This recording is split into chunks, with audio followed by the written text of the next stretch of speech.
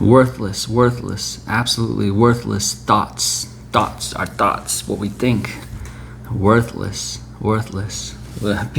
Man prides himself on the things he can think. He thinks he's a genius.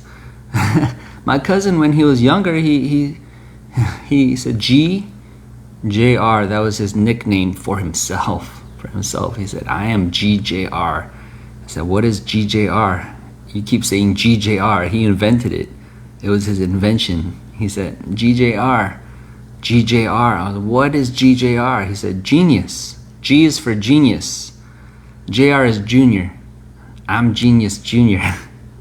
He is self-proclaimed. He just put that on himself. I am GJR.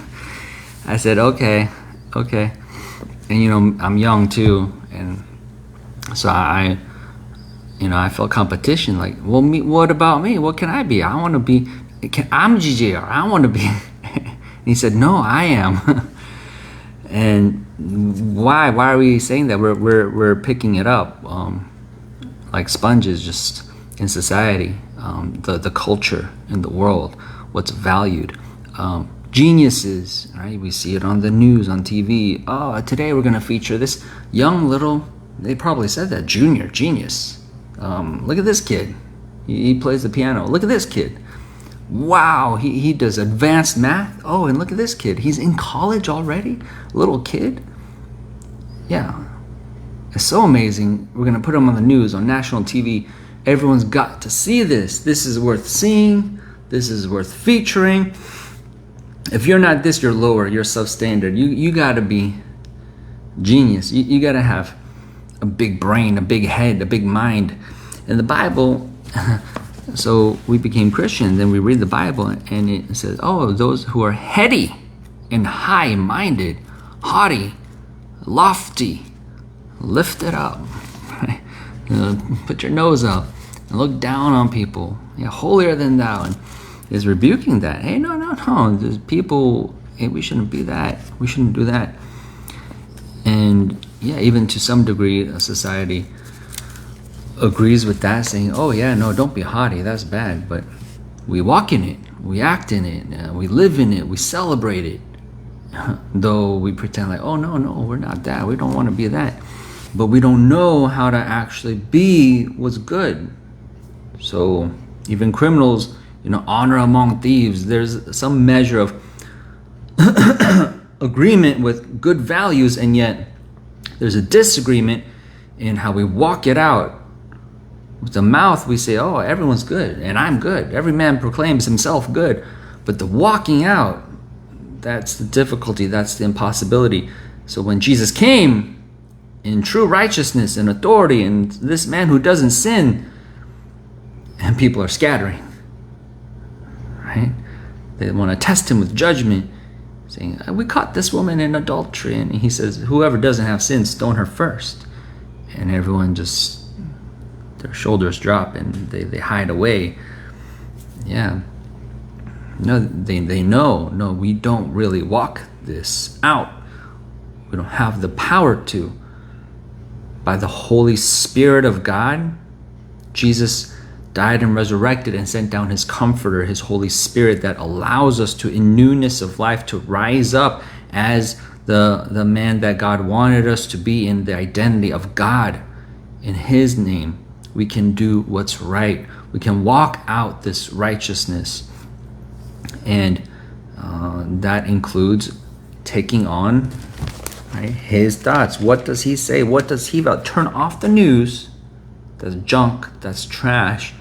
And turn on the Bible. Turn yourself on to this. Fill yourself with these thoughts, this narrative, this history of the world, this that is true, this that will happen, this that continues to happen. Oh, just like he said it happened, just like he said it happened, just like he said it happened, just like he said it happened. Because they're prophets.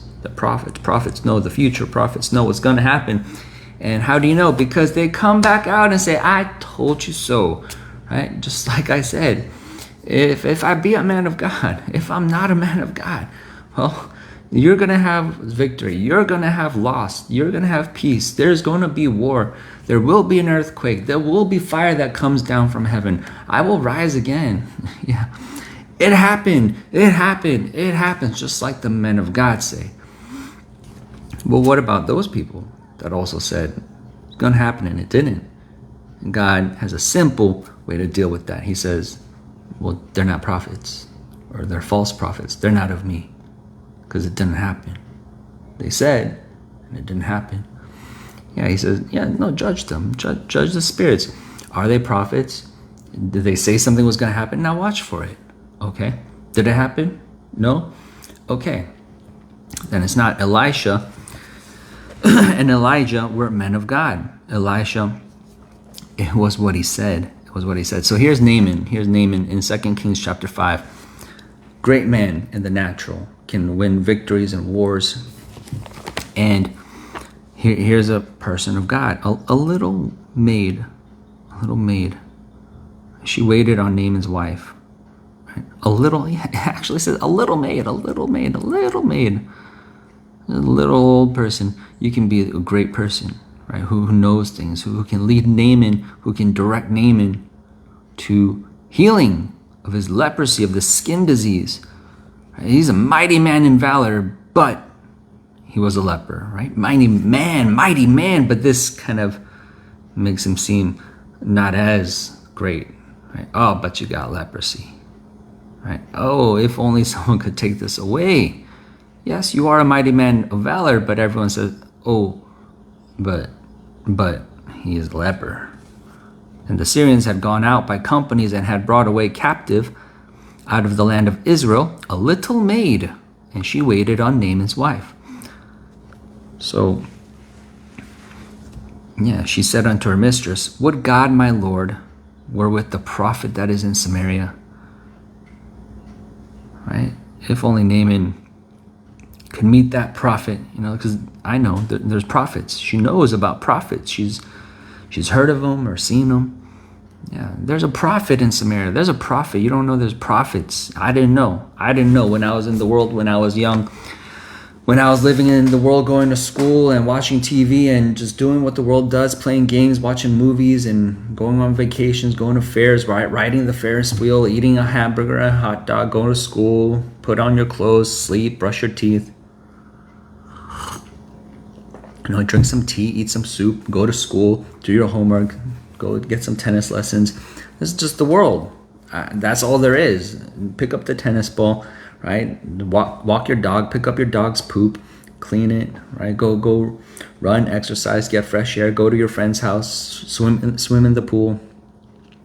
There's no idea of life and purpose and God and righteousness, and that there's prophets of God walking on the earth, and that we're going to be wiped off the face of the earth if we don't listen to prophets, if we don't listen to them, if we don't listen to the people who prophesy of the coming of Jesus Christ, the returning of Jesus Christ, and what God demands and what God says, and that there is a God, and that there are requirements, and that upon death, it's not just blackout. It's not just the TV turning off. No, you continue in the next life, next realm of heaven or hell, life or death. And we're totally ignorant of it. I just got to do my math homework. I'm done. I got to go play. Right? Not being raised up in the church, raised up with the right view of life, with a readiness and a mindset of preparedness. I got to prepare to be a servant of God. I got to change the world. I got to turn the world upside down. Got to get ready for that. No, it's just frivolous, playing. Yeah, oh, my birthday party, I didn't get enough presents. Right? I'm upset. I'm not eating today. I'm upset because of vain things, because I didn't get materials. I didn't get a plastic shaped in that mold. I didn't get that action figure. I didn't get that game. I didn't get that thing. Right? I got this instead of that. I want this thing that's made in China, not that thing made in China. I want this thing that's mass produced and becomes trash within a week anyway. I just throw it away because we're spoiled and buried in our stuff, right? In America and first world country, and all these products and all this packaging, and just rip it up, open it, throw it in the trash, and throw this in the trash too, just at a later time. What's next? Oh, just burn in your lust of, I want that. on the shelf. I want that in the other plastic packaging behind that glass panel. Open it up for me. Take my cash. Let me go with this. And grow up years later to look at your hands and be like, well, what have I done with my life? What is life? What am I doing? Where am I going?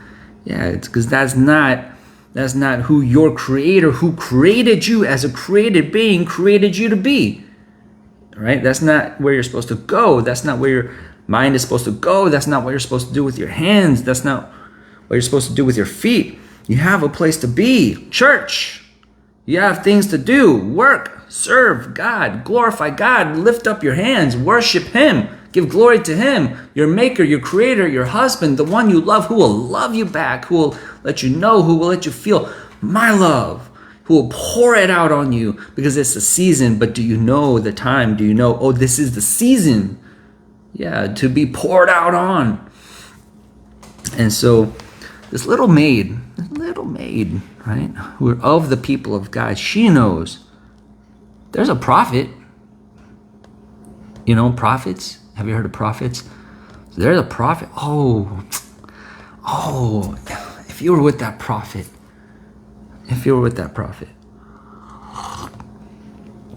he would recover him of his leprosy. She said it. She said, how did she know? Is she a prophet herself? Because it happened just like she said. He would recover him of his leprosy. And one went in and told his Lord, told Naaman, thus and thus said the maid that is of the land of Israel. And the king of Syria said, go to, and I will send a letter unto the king of Israel. So the king of Syria tells his captain Naaman, why don't you go? You should go. So I suppose, yeah, he has some faith too, saying, no, okay, he hears it, acts on it. He hears it and said, there's a prophet, he can recover you of his leper. Let's respond, right? I'm going to send you. Go. It's true. There's a chance of it being true. Why don't you go? I'm going to write this letter to that king. Take this letter. Go. So Naaman goes.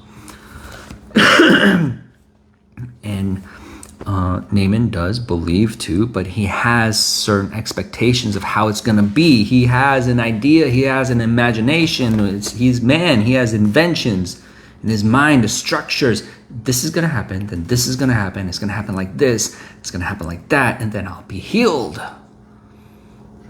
So that's A, but God does B, right? This is going to happen and God does something else. Naaman is here. Naaman has come. Naaman is at the door of the house of Elisha. 2 Kings 5:9. So Naaman came with his horses and with his chariot and stood at the door of the house of Elisha. Knock, knock, knock. And Elisha sent a messenger unto him saying, and so when I read this, I just imagine, what is it like? Just because God's offending him, right? Oh, Naaman. You think Elisha's gonna do some great thing, right? Strike the place where the leper is, because you hate the leprosy, so he's gonna, strike it. It shouldn't be there. He's gonna do this mighty thing, and he's gonna do a mighty act of God, right? But the door's not even opening. Right? I'm here. Oh, great expectations. Open the door, prophet, because I'm a great man. You're a great prophet. We should meet. Great people should meet. Open the door, right? This is going to be great. I'm a great man. I'm going to meet a great prophet. And the door. So this is how I imagine it. Like, just because this is the momentum, this is the direction, right? Of Naaman just being disappointed, surprised, challenged. So he's at the door of the house of Elisha. And Elisha sends a messenger. I used to think of it as, if you send a messenger, just the phrase sending a messenger sounds like he's going a far distance. So I imagined the messenger, the servant Gehazi, he travels a big distance and meets Naaman. But when I realized, oh, wait, he's at the door. He's at the door of Elisha. Then that distance between the messenger Gehazi and Naaman, it might look like the door not even opening. Right? It's not opening the door and saying, oh, Naaman. So he said, It might just be like one of those little windows on the doors that slide open, and you just see their eyes. Like, oh, hey, Naaman, yes. So you don't even see the body. You don't even see the face. You don't even get honored by the door opening. No, come on in, take a seat. You want tea? You want biscuits? No. The door.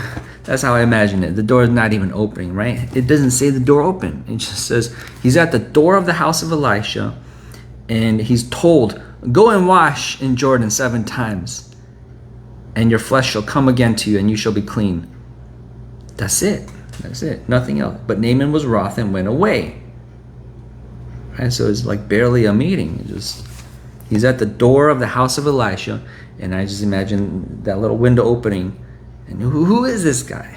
Right? Just a little voice of the messenger says, oh yeah, go and wash in Jordan 7 times, and your flesh shall come to you, and you shall be clean. And closes the door. Like, oh, the disrespect. Hey! What is he, right? Verse 1 in chapter 5. Naaman, captain of the host of the king of Syria, a great man. Right? What an introduction. Captain of the host of the king of Syria, a great man with his master. And let's add to it, honorable, right? That word is there, honorable, because by him the Lord had given deliverance unto Syria, right? Proven, victorious, honorable, mighty, a mighty man in valor, not just mighty in valor. Man, so many adjectives. He's got a title. He's got a resume. He's known and acknowledged by the king of Syria. And now he's at this door. The door won't even open. He can't even meet the prophet Elisha. Nowhere to be seen, nowhere to be heard. And it seems like his messenger could care less, right? Oh yeah, go wash. What? I came all this way. I covered this distance, brought gifts. He brought some stuff. I don't know if it says here. Yeah. Verse 5. He took with him 10 talents of silver, 6,000 pieces of gold, 10 changes of raiment. So he came ready, prepared to pay, to honor Elisha and to have this healing done. And all he gets is, oh, go wash. That's it. Go wash. You're going to be healed 7 times. Wash in the Jordan. And Naaman was wroth. He had emotions. Emotions reveal beliefs, what beliefs you have. Right? He had a different expectation. He had different thoughts that got in his way. He was wroth. Oh, he's already at a disadvantage. Oh man, that's not going to help you. Go wash, just like he said, to simply obey. Because now you got to sort through this wrath. You got to sort through this emotion. Right? It's hard enough to just obey, but now you add it onto it. Right? You're trying to find a needle in a haystack, and you just throw more hay on it. And went away, wroth, and went away, and said, behold, I thought, right? God's helping us out. Behold, I thought, wrong answer. Naaman, when you're given instructions by God, you do, you don't think. Right? Do. What's this thought? Unless the thought helps you, are you gonna think a thought that motivates you? Are you gonna think, okay, let me think, where's Jordan? That's the thought you should have. But let's see what thought he had. I thought, he will surely come out to me. Oh, that's vain? That's vain?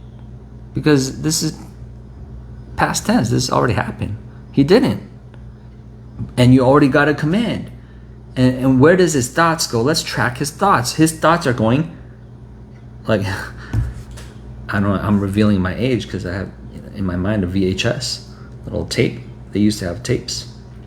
And then you'd have to rewind it, press rewind, and then things go back. They play back, everyone walks backwards, and it just goes right back. And his thoughts are going back to the past. Rewind, playing the rewind button. You're supposed to go forward.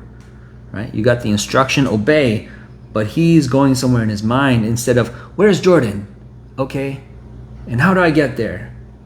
Excuse me, who knows? Right? Let me flag someone down.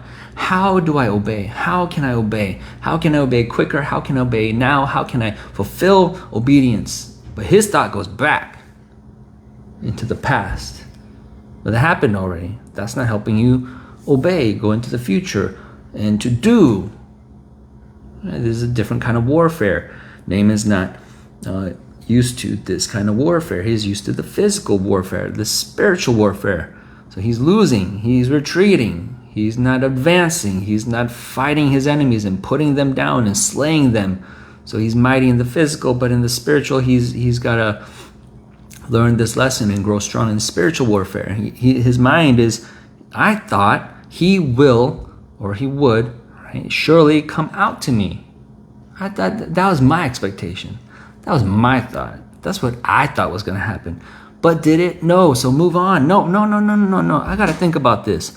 I thought he would. It's my thoughts. They're important. I'm important. I'm proud. My thoughts are high. My identity is high. I think of myself high. I respect my own thoughts, but God doesn't. Apparently God doesn't. So agree with God. Oh, that's just in the dust. That's just to be stepped on. That's just to be cast in the river. Let it flow downstream and go away while you get healed, right? Banish your thoughts, forsake your thoughts, and live. Forsake your thoughts and turn to God, right? But no, my thoughts though.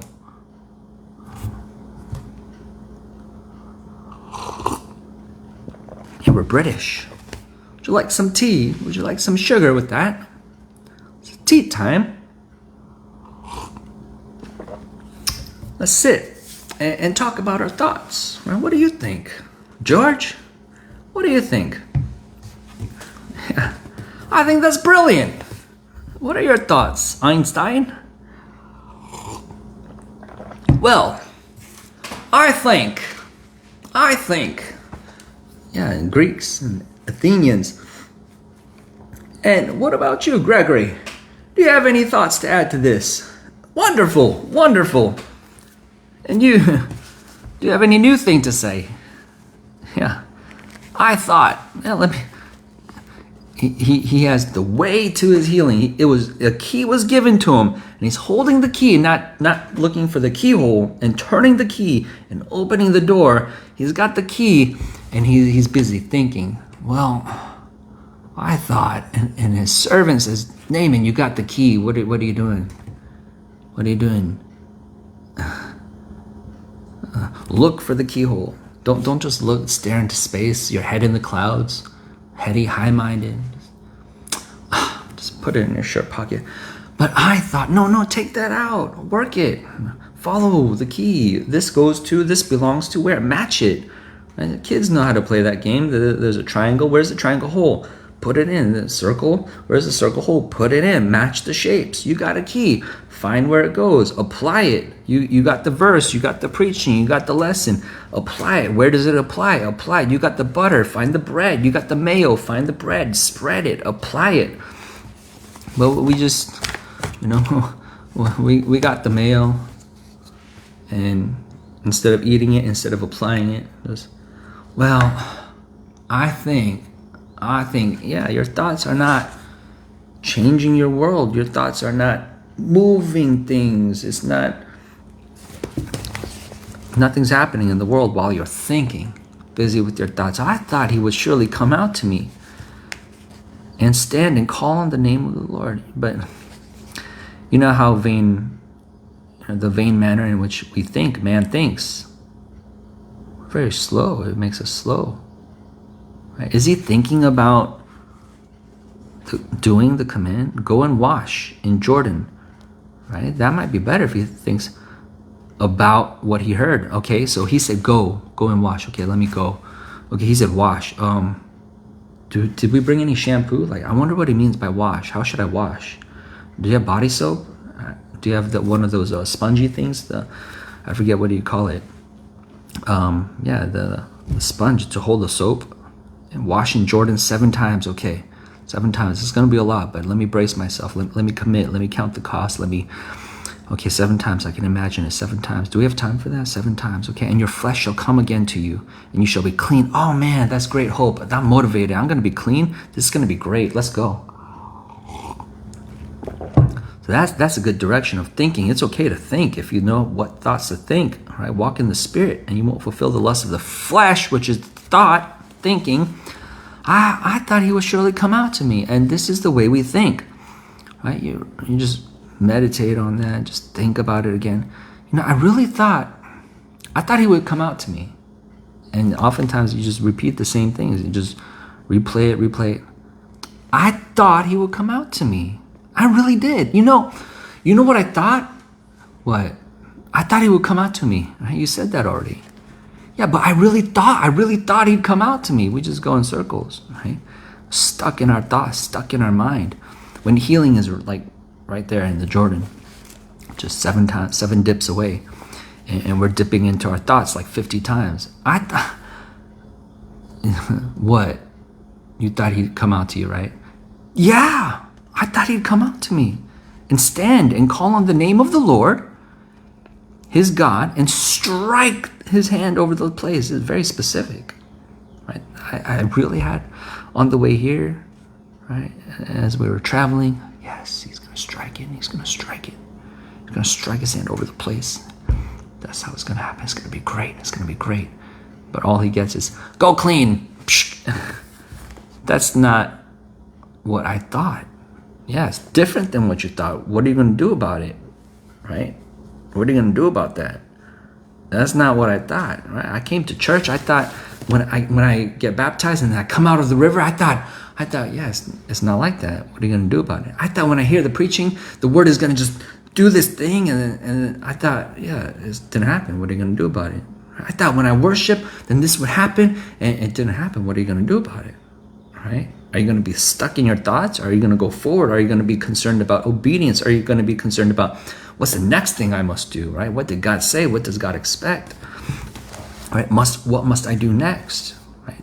Or are you going to be stuck in your thoughts and your disappointment and your discouragement? I thought, it's not what I thought. It's not what I expected. That's not what I wanted. That's not, right? So there it is. That's his first thought, verse 11. And we're going deeper in verse 12. Are not Abana and Pharpar? What's Abana and Pharpar, Naaman? Come on, Abana and Pharpar, where did that come from? Where did that come from? Did Elisha's servant tell you anything about Abana and Pharpar? Right? He said, go wash in the Jordan. What's this Abana and Pharpar? Right?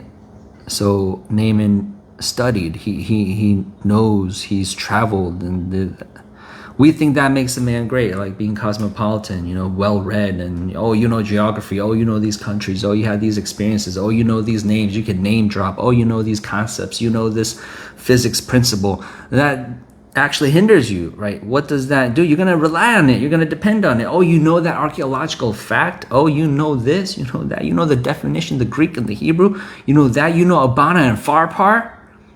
That's delaying you. That's hindering you. Because a different version of you, right, a different Naaman, is already there, dipping, while you're thinking Abana and Pharpar, right? These thoughts, right? Why do you let them come in, right? That's from left field, right? Where is that coming from? Abana and Pharpar. He said, Jordan 7 times, you'll be clean. No, but let's complexify it. No, Abana and Pharpar. Let's bring in the Great Wall of China. Let's bring in the Eiffel Tower, the Leaning Tower of Pisa. Yes, it's coming back to mind. The Easter Island, those rocks, Maui, something like that. Galapagos Islands, the Death Valley. Right? And there's just places in the world. K2 Mountain, Mount Everest. And that's what the guy says. The servant says, all right, Naaman. All right. Abana, Pharpar, Damascus. Yeah, you think they're better. Yeah, and you think that might be better if you do that. The servants came and said, so you're willing to do a great thing, right? You're willing to travel to Abana and Pharpar. You're willing to climb Mount Everest to get healed of the leprosy. But then how come you can't do the simple thing? Right? Simple obedience. Why can't you just do it? Why does it have to be your way, your thoughts. Like you have to. So that's what we see in the false religions. Right? There's, I think some Buddhist ritual where the monks have to like crawl on their hands and knees, like some long distance and travel, and they have to suffer all this and do all this, mighty physical feat to achieve something, right? Some holy status. Oh, you made it, you did it. They have to meditate 7 hours or something, just do some marathon thing that makes them feel like, oh, I'm something.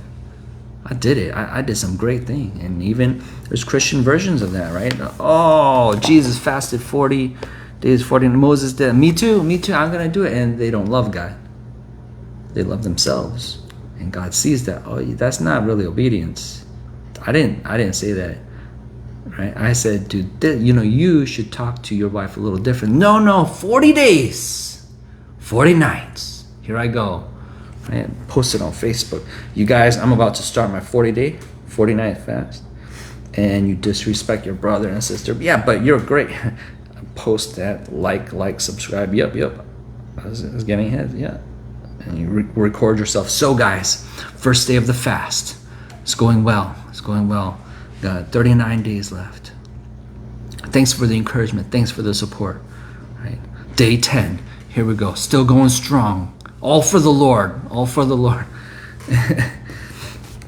My servants say, come on. Like, what about obedience though? Right? Better than sacrifice. Better than any great thing you're going to do. Go on a helicopter. Right? Parachute. Right? Skydive. Right? Go to some far journey. Go find Atlantis. Right? Go rip through the jungles and find this old temple. And you want to be clean that way. You want to go through some false religious path. You want to do will worship, voluntary humility. Right? Is just satisfying your flesh. Just there's no honor to God. That's not obedience. Yeah. What else? Invent something. Right? Whether you have a Native American religion and ritual, or a Catholic religion and ritual, or Muslim, or Hindu, or Buddhist, or whatever you're going to come up with. Right? They all have their traditions and their circus acts. Right? We're going to do this. We're going to whip ourselves. I've seen pictures of that, of like people flagellating themselves, and they're all bloody. And what was it? Elijah mocked them. What are you doing? Where's your God? Like all that? And he doesn't care. He's not responding. Man. Maybe you caught him at a bad time. Maybe he's on his break time.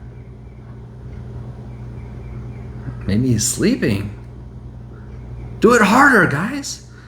And they're provoked, and they do it, and nothing, absolutely nothing happens. Nothing happens. And that is the testimony that you get from other false religions. All that and what? All that and what you get? What happened? What happened? Right? No, something happened. What happened? I was at a peace level of 7. Now I'm 7.1. I'm more peaceful. Great. Yeah.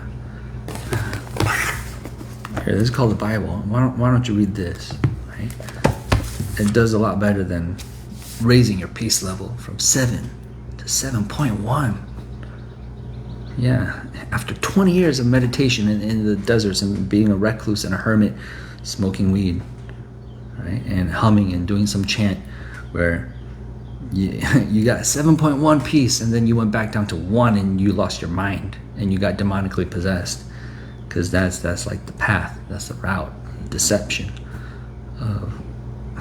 Do something that makes you feel better in your own pride, in your own human flesh and human effort, and then because you keep pressing into that, into vain things, and God is going to just let you have the false God, the false demons. Oh, let them go into you. Yeah, you think you're so spiritual. Why don't you lose your mind? Nebuchadnezzar, he said, I did all this by God? No, by myself. Boom. he lost it. He lost his mind. He's growing nails and hairs, and he's eating grass. He's out there, yeah, just all wet from the dew of heaven. And then boom, he gets it back, and he says, "It's God. I was wrong. It's God.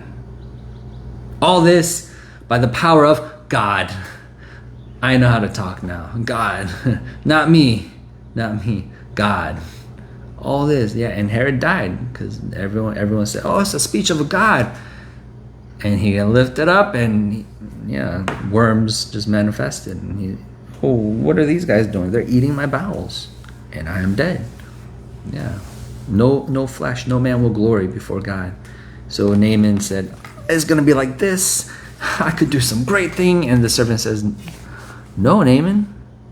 Just what he said. Just what God said. Just what the prophet said through his messenger, through that little hole in the door."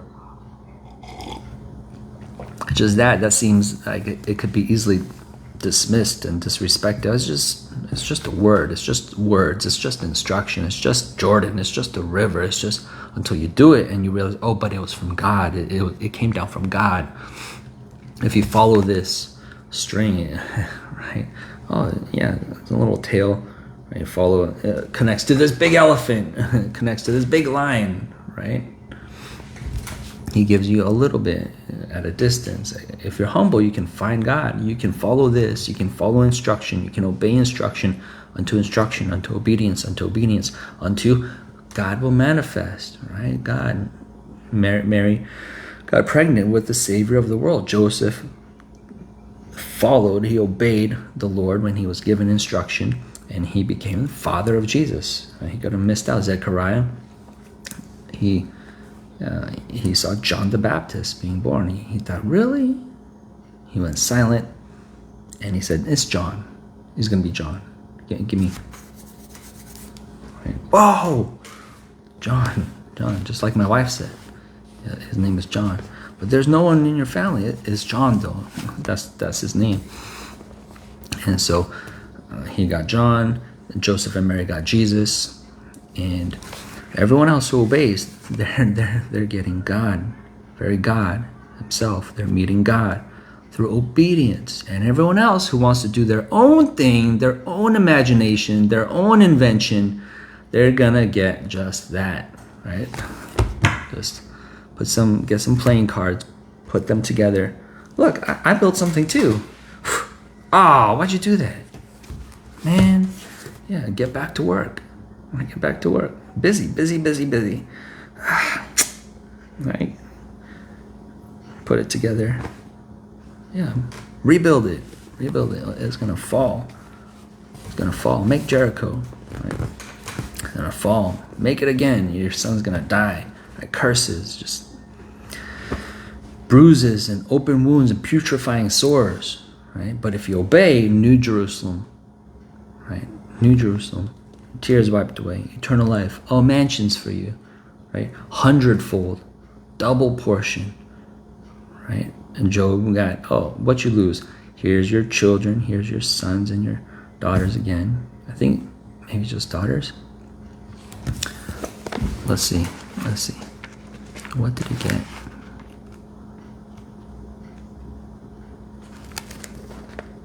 Called the Job 42:41, and he called the name of the first Jemima. 7 sons and 3 daughters. And then 7 sons and 3 daughters. Jemima, the name of the second Keziah, and the name of the third Karen Hapuk.